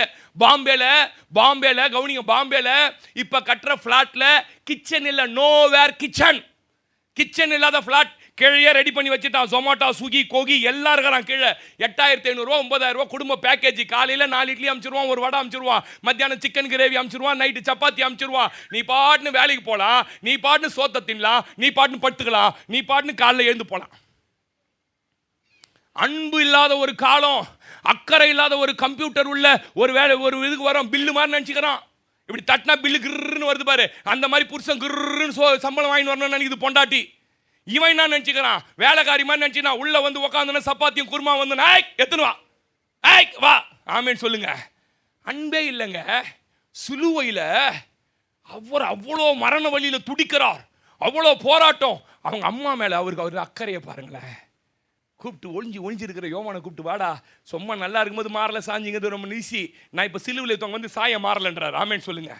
நீ மாறல சாஞ்சா உன்னையும் குத்திடுவானுங்கன்னு தெரியும். ஆமே, அதனால நீ மாறலாம் சாய வேணாம். எங்க அம்மாவை என்ன பண்ண உயிரோட இருக்க வரைக்கும். ஐயா, இன்னைக்கு என்னையா தேவை? நம் பலரை பராமரிக்க ஆதரிக்க கற்றுக்கொள்ளணும்யா. நீங்க சொல்ற இயேசுக்கு அவன் தாயினுடைய தியாகம் என்னன்னு தெரியும். ஒவ்வொருத்தரும் குடும்பத்தில் உன் கணவனோட தியாகம் என்னன்னு தெரியணும். மகளே, நான் சொல்றேன், உன் கணவனோட தியாகம் என்னன்னு தெரியணும், உன் அப்பாவோட தியாகம் என்னன்னு தெரியணும், உன் மனைவி உனக்காக என்ன தியாகம் பண்ணி வாழறான்னு தெரியணும். இந்த தியாகம் தெரியாம நீ வாழக்கூடாது. என்னைக்கு அவள் ஆண்டவருக்கு அடிமை என்று சொன்னாலோ, கவனிங்க, என்னைக்கு அவள் ஆண்டவருக்கு அடிமை என்று சொன்னாலோ, அன்றையில் இருந்து அவள் இயேசுவை மாத்திரம் 10 மாதம் சுமக்கலையா. அவ வாழ்கிற காலெல்லாம் அவமான நிந்தைய சுமந்தாயா, அவ வாழ்க்கையில போராட்டங்களை சுமந்தா. நீங்க மரியாதை, இதோ உன் தாய். ஆர்சிகாரன்லாம் என்ன பண்ணிட்டான், இதோ உலகத்திற்கு தாய் அப்படின்னு எழுதி போட்டான் எல்லாத்துலயும். இதோ உலகத்திற்கு தாய் எதுக்கு தெரியுமா சொன்னார்? அத இந்த தாய் என்ன 10 மாசம் சுமந்ததில் அவமானப்படலையா? அவ வாழ்க்கை முழுவதும் இயேசுவே சொல்றான், நீ வேசியின் பிள்ளைன்னு. இவ எங்கெல்லாம் போயிருப்பா தெரியுமா? கடைக்கு போயிருப்பா, இவ தண்ணி எடுக்க போயிருப்பா, எங்க போனாலும் சொல்லி கணவன் இல்லாம தப்பா குழந்தை பெத்துக்கணும்னு சொல்லி இவளை ஒவ்வொரு நாளும் சாகிற வரைக்கும் இயேசுவுக்கு தெரியும், என் தாயார் செய்த தியாகம் கொஞ்சம் அல்ல, என் தாயார் எனக்காக பட்ட பாடு கொஞ்சம் இல்லை. எங்க அப்பா செத்த பிறகு என்ன வளர்த்து ஆளாக்கி ஒரு பொசிஷனுக்கு கொண்டு வருவதற்கு என் தாயார் எனக்கு அர்ப்பணித்த அர்ப்பணிப்பு. அந்த ஒரு பாட்டு நான் அடிக்கடி பார்ப்பேன். பாடும்போது இயேசுநாதர் சின்ன பையனா இருப்பாரா, சின்ன பையனா இருக்கும்போது கீழே விழுந்துருவார். விழுந்த உடனே உள்ள மரியாதை என்னமோ வேலை செஞ்சுட்டு இருப்பாங்க. இப்படி திரும்பி பார்ப்பாங்க பாருங்க. திரும்பி பார்த்தா இயேசு அங்க விழுந்துட்டு இருப்பார் பாருங்க. போட்டுட்டு இருந்த வேலையை அப்படி விட்டுட்டு ஓடி வருவா பாருங்க. தட்டிக்கு அந்த அம்மா கீழே விழுந்துரும். எத்தனை பேர் பார்த்துருக்கிறீங்க? பார்த்ததே இல்லையா நீங்க அந்த பாட்டை?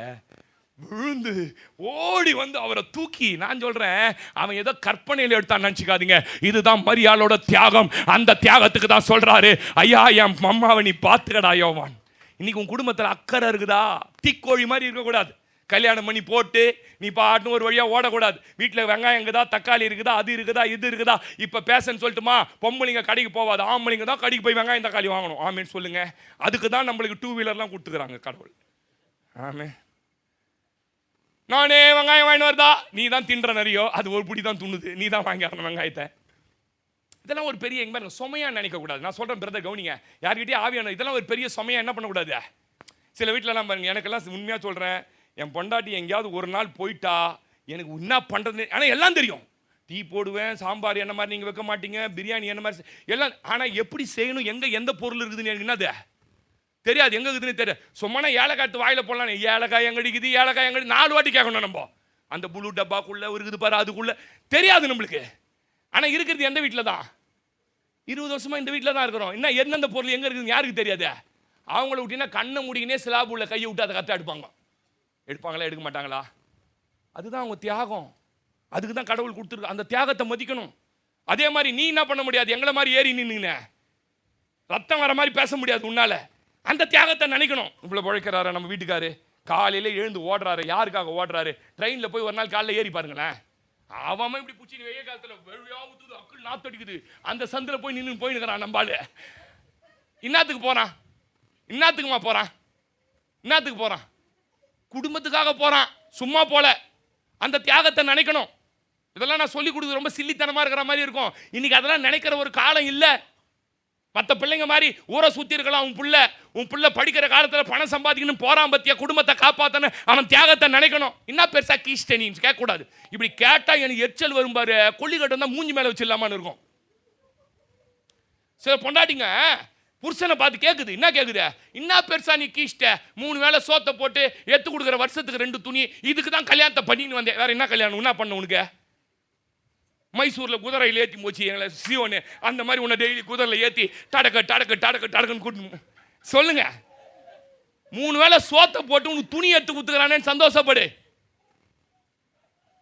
என்னம்மா போன வாரம் டேனியல் கண்ணன் சொன்னாரு, உனக்கு கிடைச்சிருக்கிற இந்த வாழ்க்கை கிடைக்காம எத்தனை பேர் உபவாசம் போட்டு ஜெபம் பண்ணிக்கிறான் தெரியுமா?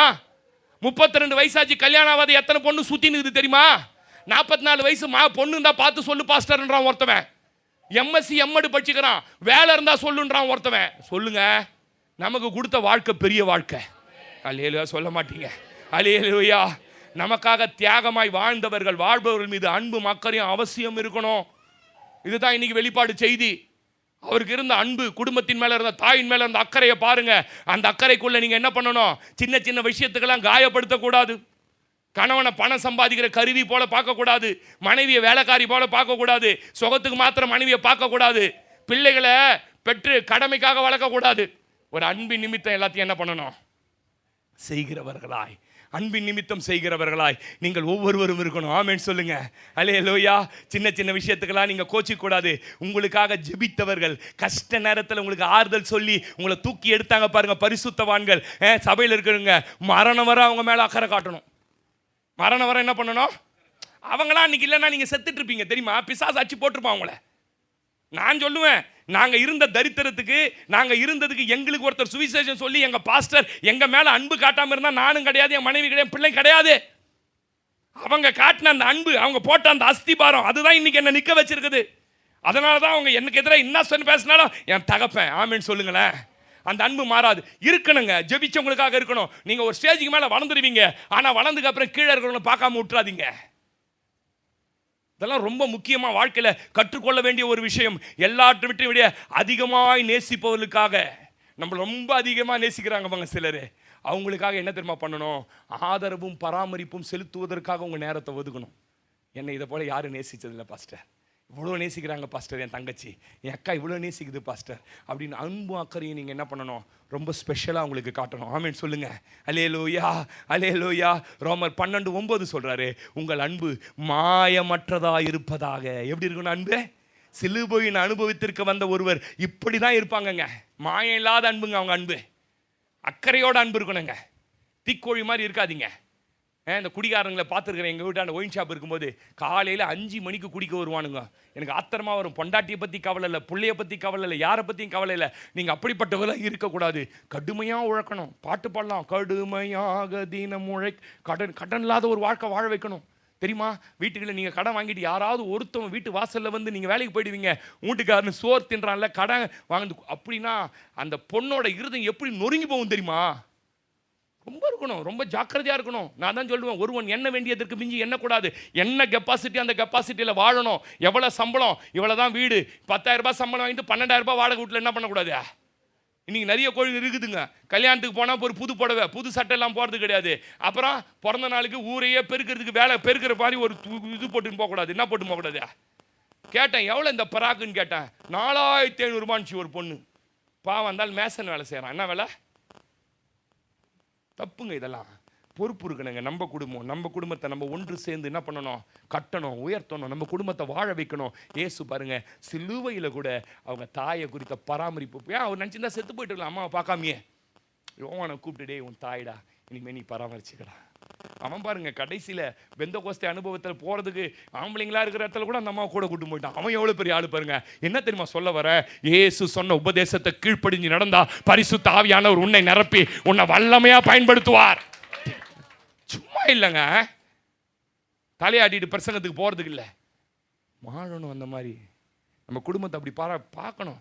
என்னடா இவன் குப்பை பொறுக்கிற வேலை செய்யறான், ராஜா மாதிரி வச்சுக்கிறான் குடும்பத்தை, ராணி மாதிரி போதுறான் அவன் பொண்டாட்டி, அப்படி சொல்லணும். ஆமேன்னு சொல்லுங்க. அல்ல நீ என் பரதேசி மாதிரி போயிடும், அவனுக்கு பரதேசி ஒரு அயன் பாக்ஸ் வாங்கி வச்சுக்கோ, எங்கன்னா பண்ண அயன் பண்ணி போட்டுமோ எங்கே போனாலும். ஆமேன்னு சொல்லுங்க. என்ன பண்ணுங்க பண்ணு, ஆமேன்னு சொல்லுங்க. அப்படி போகும்போதே போனோம், அப்படி போனோம். 500 ரூபாய் நோட்டு தான் அப்படி வச்சுக்கோ, வெளில வச்சுக்கோ, அப்படி போ. வெள்ளையா தெரியும் அந்த அரசியல் வச்சாங்க, ஸ்டாலின் போட்ட வச்சிருப்பான் பார்த்துக்கிறீங்களா, இப்படி போ. அது மாதிரி ஒரு 500 ரூபாய். நான் இருந்தாலும் காமெடிக்கு சொல்ல, நம்மளை பார்க்கும்போதே கௌரவமாக பார்க்கணும். ஏன் தெரியுமா, இவர்களுக்கு குடும்பத்தின் மீது இருக்கிற அன்பு மக்களையும் அந்த காரியங்கள் வெளிப்படுத்தும். அல்லேலூயா. நேராயிடுச்சு, 3வது காரியத்துக்கு போகிறேன். 6வது வார்த்தைக்கு நான் கடந்து போகிறேன். யோவான் 19:30 வாசி சகோதரி. யோவான் 19:30 வாசிங்க. இயேசு காடியை வாங்கின பின்பு முடிந்தது என்று சொன்னார். ஆமென். முதல் மனிதன் பாவத்தை மரத்துல துவக்கி வைத்தான், 2வது வந்த 2ஆம் ஆதாமாகிய இயேசு சிலுவையில முடித்து வைத்தார். ஆமென். என்ன சிஸ்டர் முடிச்சிட்டாரு? நிறைய பேர் முடிந்ததுன்னு உயிர் இல்லைங்க, நம்மளை தொடர்ந்த சாபம் முடிந்தது. எத்தனை பேர் நம்புறீங்க? நம்மளை தொடர்ந்த பாவம் முடிந்தது, நமக்கு விரோதமாய் நின்ற எல்லா பிசாசின் கிரியைகள் வியாதிகள் முடிந்தது, தரித்திரம் முடிந்தது, அவமானம் முடிந்தது, பில்லி சூனியம் முடிந்தது. இதுவரைக்கும் அது தொடர்ந்து இருக்கலாம். என்னைக்கு அவர் முடிந்தது என்றாரோ அது நம்முடைய வாழ்க்கையில இயேசு முடித்து கையை வேகமா தான் தட்டி, என் வாழ்க்கையில எல்லாத்தையும் கர்த்தர் முடிச்சிட்டாரு. இனி என் வாழ்க்கையில சாபம் கிடையாது, வியாதி கிடையாது, என் வாழ்க்கையில ஒண்ணுமே கிடையாது. உபாகம் 23:23 10ஆம் தலைமுறை வரைக்கும் மோவாபின் சந்ததி சபைக்கு உட்படல் ஆகாது.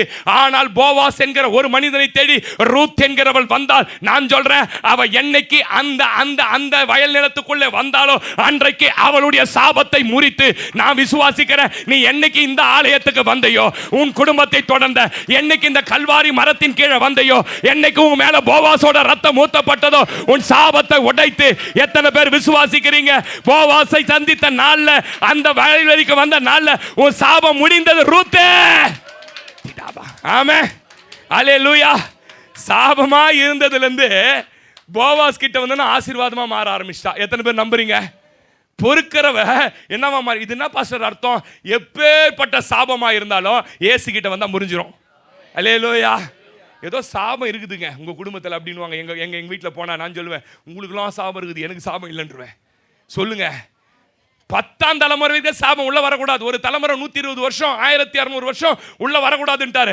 ஆனா ரூத் உள்ள வந்துட்டா. உள்ள வந்து போவாஸ் பாதத்தை எடுத்துட்டா. அவ சாபம் முறிஞ்சு போச்சுங்க. அந்த சந்ததியிலிருந்து ஆசீர்வதிக்கப்பட்டவர். நான் சொல்ற சாபமா இருந்த உன் சந்ததியில இருந்தா ஊழியம் செய்யறவங்க கையை நல்லா தான் தட்டி என்னதான் சொல்றாரு, உன் சந்ததியில 2 பாஸ்டர் வரப்போறான் உன் வீட்டுல. கண்டிப்பா உன் வீட்டுல ஒரு பாஸ்டர் சந்ததியிலிருந்து இயேசு என்கிற ரட்சகர் வந்தது போல ரட்சிக்கிற ஒருவன் உங்க வீட்டுக்குள்ள இருந்து எழும்பதான் போறான். ஏன்? நீ போவாச தேடி வந்தல்ல, நீ போவாச பார்த்துட்ட. ஆமென். அல்லேலூயா. அல்லேலூயா. சாபம்லாம் உடஞ்சி போச்சு. அதனால சண்டை போடும்போது என் தலையெழுத்து, என் சாபம், இந்த வீட்டில் இருக்கிறேன் அப்படிலாம் என்ன பண்ணாதீங்க. கடந்த நாட்கள் பிள்ளைங்கிட்ட சொன்ன, கொஞ்சம் ஹெல்த்துக்காக ஜெபம் பண்ணுங்க. 2-3 பிள்ளை எனக்கு ரொம்ப பிடிச்ச சொல்லுப்பா, சொல்லுதாப்பா, உங்களை ஒரு குடும்பத்திலிருந்து பிரிச்சு எழுத்துன்னு வந்து உங்களை எவ்வளவு ஆசீர்வாதம். நீங்க ஏன் அந்த குடும்பத்தையே நினைக்கிறீங்க? அந்த பிள்ளை என்ன கேட்ட கேள்வி, ஏன் அந்த குடும்பத்தையே நினைக்கிறீங்க? நீங்க இயேசுவினுடைய குடும்பம். சாபம் கிடையாது உங்களுக்கு. ஆமென். உங்களுக்கு வியாதி வராதுப்பா. ஆமென் சொல்லுங்க. எப்படியா சொல்றாங்க? சாபத்தை நீக்கி சாபமா எனக்காக சிலுவையில ஒருவர் மரித்து விட்டார். இனி என் குடும்பத்தை என்ன பண்ணாது? சாபம் தொடாது. 2வது யோவான் 8ஆம் அதிகாரம் 3-11 நம்முடைய பாவங்களில குற்ற மனசாட்சியோட வாழ்ந்து கொண்டிருந்தோம். இனிமே அப்படி வாழக்கூடாது. உன் நிலை, உன்னுடைய உணர்வு, நீ கடந்து போகிற பாதை அவருக்கு தெரியும். உன் பாவம் முடிஞ்சு போச்சு. எத்தனை பேர் நம்புறீங்க?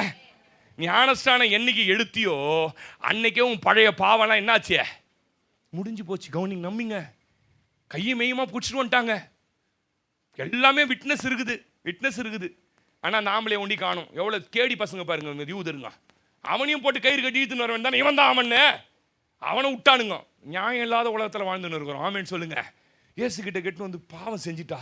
அப்போ சொன்னார் ஆண்டவர், நீ யாராவது பாவம் செய்யாதன்னா ஒரு கல் அடிச்சுட்டு வேணா போப்பா அப்படின்னு. உடனே பார்த்தா அப்படி கீழே குஞ்சு பேர் எழுதினுக்கிறாரு. என்ன பேர் எழுதிங்கிறாரு? எட்வர்டு ரைன் எட்வர்டு கல்லை போட்டு போட்டாரு. ஏன்னா எட்வர்டு நேற்று என்ன பண்ணாருன்னு எட்வர்டுக்கு படைச்சவருக்கு தெரியும். ஆமேன்னு சொல்லுங்க. இப்படி போட்டாரு ஸ்தேவான், ட்ரெயின் கல்லை போட்டு போயிட்டாரு ஸ்தேவான்னு. எவனுமே அங்கே பாவம். ஆனால் நானும் பாவத்தை நான் என்ன பண்ணுறதில்ல, அக்கினைக்குள்ள உன்னை தீக்கிறது இல்லை மகளை. போ மகளை, உன்னால தெரியும், உணர்வு தெரியும், உன் பிரச்சனை எனக்கு தெரியும், நீ எந்த பாதையின் வழியாக போகிற, உன் இருதயம் எந்த அன்பை ஏங்குது, நீ எதற்காக இதை செஞ்ச, எல்லாம் எனக்கு தெரியும் மகளை. நீ குற்ற மனசாட்சியோட இனி பாவம் செய்யப்போ. இதாங்க இயேசுவனோட அன்பு. நம்மளா தான் என்ன பண்ணியிருப்போம், வீட்டு நம்பர் போட்டு 13ஆம் நம்பர் வீட்டில் வந்து பிடிச்சோம். அவள் பண்ணது தெரியுமா, 7:15 மணிக்கு கையங்காலமாக மாட்டினா. அவரை பொறுத்த வரைக்கும் ஒன்றே ஒன்று தாங்க, எப்பேற்பட்ட செவ்வ செவேலும் பாவத்தோட வந்தாலும் அதை வெண்மையாக மாற்றி உன்னை பரிசுத்த நீதிமானாய் மாற்றி. ஆமேன்னு சொல்லுங்களேன். அதுதான் இயேசுனுடைய கல்வாரி செய்கிற ஒரு மேஜிக்கு. ஆமேன்னு சொல்லுங்க. குச்சவனாய் நீ பாஸ்டர் ஆகிட்டாயா. ஒருத்தர் என்கிட்ட சொல்கிறாரு, குச்சவன் தான் பாஸ்டர் ஆவான், நீதிமான் எதுக்கு பாஸ்டர் ஆகணும்? ஆமாவா இல்லையா? குச்சவன் பாஸ்டர் ஆனாதான் குடிக்காதன்னு சொல்லுவான். குடிக்காதவன் பாஸ்டர் என்ன சொல்ல போற? ஏமா அமுதாமா, நான் சொல்ல தப்பா ரைட்டாமா? பேய் பின்னாடி சுத்தி கோயிலில் சுத்தி இந்த புள்ளையார் வித்த நீ தான் பாஸ்டர் ஆகணும். ஏன் ஆகணும்? இதெல்லாம் கடவுள் கிடையாதுப்பா. நான் சொல்றதான் கடவுள், நீ உன்னாலதான் சொல்ல முடியும். சொல்லுங்க ஆமே. இவன் ஒருத்தியால தான் சிலுவை வரைக்கும் வர முடியும் இயேசுவுக்கு தெரியும். மற்றவெல்லாம் போயிடுவான், இவன் கடைசி வரைக்கும் சிலுவையின் அடிவாரத்தில் ஐயோ என் பாவத்தை இவரை போல மன்னிக்கிறதுக்கு யாருமே கிடையாது என்று அங்கே வந்து நிப்பான்னு தெரியும். நான் சொல்றேன், பாவம் மன்னிக்கப்பட்ட நீ எங்க தெரியுமா இருக்கணும்? சிலுவையின் அடிவாரத்தில் இருக்கணும். ஆமென் சொல்லுங்க. அல்லேலூயா, அல்லேலூயா. மூணாவது ஒன்று சொல்லி முடிச்சிடுறேன். மார்க் 5:34 வாசிச்சு பாருங்க. அவளோட ஆஸ்தி போனது, அவளோட எல்லாம் போச்சு, எல்லா இடத்தையும் தேடிட்டு கடைசியில் இயேசுக்கிட்ட வந்தாயா வியாதிக்காக. எங்க வந்தா? 12 வருஷம் உதரம் போயின்னு இருக்குது. யோசிச்சு பாருங்க. இன்னைக்கு யாராவது வீட்டுக்காரர் இருந்தீங்கன்னா நீங்க மனைவிக்கு அந்த இதை வாங்கி கொடுத்தே நீங்க சொத்தெல்லாம் போயிட்டு இருக்கோம். ஆமே.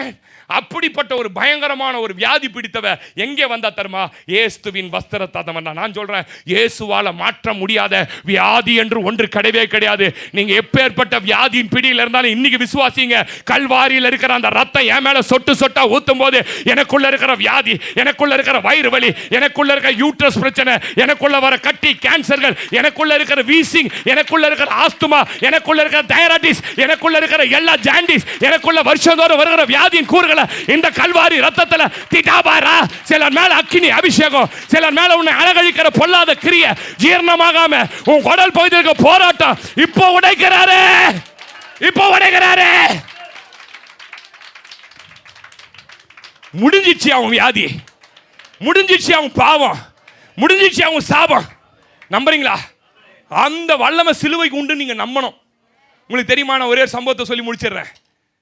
இந்தியாவிலேருந்து போய் செட்டில் ஆகி அமெரிக்கா தேசத்தில் செட்டில் ஆன 3ஆம் தலைமுறை கிறிஸ்தவர்கள் ஒருத்தவங்க இருந்தாங்க. அந்த 3ஆம் தலைமுறை பையனுக்கு என்ன ஆச்சுன்னு கேட்டிங்கன்னா, தமிழர்கள், தமிழ்நாட்டிலேருந்து போனவங்க. நம்ம இந்திய சொத்து மதிப்பில் 5000 கோடி ரூபாய் அன்றைக்கி அந்த நாளில் அவங்க சொத்து. இந்தியா சொத்து மதிப்பில் எவ்வளோ? 5000 crores அவங்களுக்கு அமெரிக்காவில். பெரிய பிஸ்னஸ் மேன். 3ஆவது பையன் பிஸ்னஸை தொடங்க ஆரம்பிக்கும்போது குஷ்டம் வர ஆரம்பிச்சு, கைகள் அரிக்க ஆரம்பிச்சிச்சு, குஷ்டங்கள் வர ஆரம்பிச்சிச்சு. யாரெல்லாம் பேர்லாம் சொல்ல மாட்டேன், குஷ்டம் வர ஆரம்பிச்சிச்சு. ஒரு நாள் ஆஃபீஸ்க்கு கிளம்பிட்டு இருக்கார், உதவியாளர் எல்லாம் போட்டுட்டு இருக்கிறாங்க. அவனால் பண்ண முடியல, உதவியாளருக்கு தான் பண்ணணும். பண்ணால் நம்ம தமிழ்நாட்டை சேர்ந்த பிரபலமான ரொம்ப கர்த்தரால் பயன்படுத்த ஒரு தேவ மனுஷன் இருந்தார். அவருடைய செய்தி ஓடிக்கொண்டு இருக்கிறது, டிவியில் ஓடிக்கிட்டு இருக்குது. சுமார் 40 வருஷத்துக்கு 35 வருஷ கதையை சொல்கிறேன், சாரி 25 வருஷ கதையை டிவியில் ஓடிக்கொண்டு இருக்கிறது. அப்போ இந்த இந்த சகோதரன் பேர் ரொனால்ட் சொல்றார், இங்கிருந்து சொல்றார் கண்ண முடின்னு, சகோதரா ரொனால்ட், அமெரிக்க ஐக்கிய நாடுகளில் குடியிருக்கிற சகோதரர், புரிஞ்சு இருப்பீங்கன்னு நினைக்கிறேன். ரொனால்ட், உன்னை கர்த்தருடைய கல்வாரி அன்பு இழுக்கிறது. அங்கே சிந்தப்பட்ட அந்த ரத்தம் இப்போ ஊ மேல சொட்டு சொட்டா ஊத்தி உனக்கு இருக்கிற குஷ்ட வியாதியை நீக்க போகிறது. ஆமே. இந்த சத்தம் நேரடியா அந்த ரொனால்ட் கோட்டை கட்டனா, எல்லாம் கட்டனா, அந்த டிவி பெட்டிக்கு புண்ண போய் முழங்கால் படிட்டு கையை உயர்த்தலாம் பாருங்க. அவர் சொன்னாரு, இப்போது கல்வாரியில சிந்தின அந்த சாபத்தின் வல்லமைகள், அந்த வியாதியின் கூறுகள், அந்த எல்லா சத்துருவோட கிரியைகள் உன் சரீரத்திலிருந்து எடுக்கப்படுகிறது. ஒரு புது சரீரத்தை, ஒரு புது அனுபவத்தை ரொனால்டு நீ பெற்றுக் கொள்ளுகிறாய். உன் மேல கல்வாரி ரத்தம் ஊற்றப்படுகிறது சொல்லி முடிச்சு ஜபத்தை விட்டு எழுந்திருக்கிறார். இன்னைக்கு உயிரோடு இருக்கிறார். பார்த்தா குஷ்டங்கள் அத்தனையும் மறைஞ்சு போச்சு. கையை தட்டி சொல்லுங்களேன், ஆமென் சொல்லுங்க. அவர் இவரை கண்டுபிடிச்சு இவரை தேடி வந்து கொடுத்த பணம் 90 கோடி காணிக்க. எவ்வளோ? 90 crores. அதில் தான் பெரிய கல்லூரி கட்டி வச்சிருக்கிறாங்க. அது யாருன்னு நான் சொல்ல மாட்டேன், புரிஞ்சுன்னு இருப்பீங்க. பெரிய யூனிவர்சிட்டி, அந்த 90 கோடி ரூபாயில 90 கோடி. சகோதரா, நீ கல்வாரியை சாதாரணமா நினைக்கிறியா? நீ எப்பேற்பட்ட வியாதி நேரத்தில் இயேசு கிறிஸ்துவின் ரத்தம் ஜெயனு 10 வார்த்தை அறிக்கைட்டு பாரு. அந்த வியாதியின் கூர் உன்னை விட்டு போலனா என்ன கேளு. நீ வியாதியில மரிப்பது, வியாதியில வாழ்வது தேவனுக்கு சித்தம் அல்ல. நீ சாபத்தில் வாழ்வது தேவனுக்கு சித்தம் அல்ல. நீ பாவத்திலேயே குற்ற மனசாட்சியில வாழ்வது தேவனுக்கு சித்தம் அல்ல. கல்வாரியில முடிந்தது என்றவர் உன் வாழ்க்கையில எல்லாவற்றையும் முடித்து பிசாசின் கிரியைகளை முடித்து ஜெயம் கொண்டவராய். ஆமே. எத்தனை பேர் நம்புறீங்க? இன்னைக்கு ரொம்ப நல்லா இருந்தது வெள்ளிக்கிழமை. ஆமேன்னு சொல்லுங்க. எத்தனை பேர் நம்புறீங்க? நான் ரொம்ப மன்னிக்க போறேன் பாஸ்டர். எனக்கு இல்லை இந்த சுபாவெல்லாம் கொஞ்சம் மாற்றிக்கணும்னு ட்ரை பண்ணுறேன் பாஸ்டர். ரொம்ப மாற்றிக்கிட்டேன், இன்னும் மாற்ற போகிறேன். ஆமேன்னு சொல்லுங்க. பேசுகிறவங்க பேசட்டும், கடினமாக பண்ணுறவங்க பண்ணட்டும். நான் யார் தெரியுமா? மன்னிக்கிற சுபாவம். தேளுடைய சுபாவம் கொட்டுறது, என் சுபாவம் அதை காப்பாற்றுறது. ஆமேன்னு சொல்லுங்களேன். ரெண்டாவது என்ன? ஓ, அதான் நம்ம ஆளுங்க பராமரிப்பேன் என் குடும்பத்தை, என் கணவனை. மாலினி உட்காந்துருக்குல்ல, அந்த பிள்ளைய பற்றி சில சாட்சி சொல்லணும். எனக்கு ரொம்ப பிடிக்கும் அந்த பொண்ணை. ஆனால் நான் திட்டுவேன் பயங்கரமாக உரிமையில். அது சர்ச்சுக்கு, நம்ம சர்ச்சுக்கு வர ஆரம்பித்த இந்த 3-4 வருஷத்தில் ஒரு நாள் கூட லேட்டாக வந்ததில்லை. கரெக்டு நான் மேலே வரதுக்கு முன்னாடி 6:50 அவனுக்கு வரும். ஆனால் அவங்க வீட்டுக்காரர் ரட்சிக்கப்படாத ரொம்ப கடினமாக இயேசுவை பற்றி பேசுகிற மனுஷன், அந்த பொண்ணை நடத்துகிற மனுஷன். ஞாயிற்றுக்கிழமை வேணும்னுட்டே எறா, மீன், கறி, முட்டை எல்லாம் செஞ்சு வச்சுட்டு தான் நீ போன எங்கன்னா போடி, செஞ்சு வச்சுட்டு போடி. அவரோட கான்செப்ட். 3 மணிக்கு எழுந்திருக்கும். எத்தனை மணிக்கு? 3 மணிக்கு. அவர் சொன்ன அத்தனை மெனுலையும் ஒரு மெனு விடாமல் எல்லாத்தையும் செஞ்சு சகலத்தையும் கிச்சனில் அடிக்கிட்டு தான் இங்கே வரும்.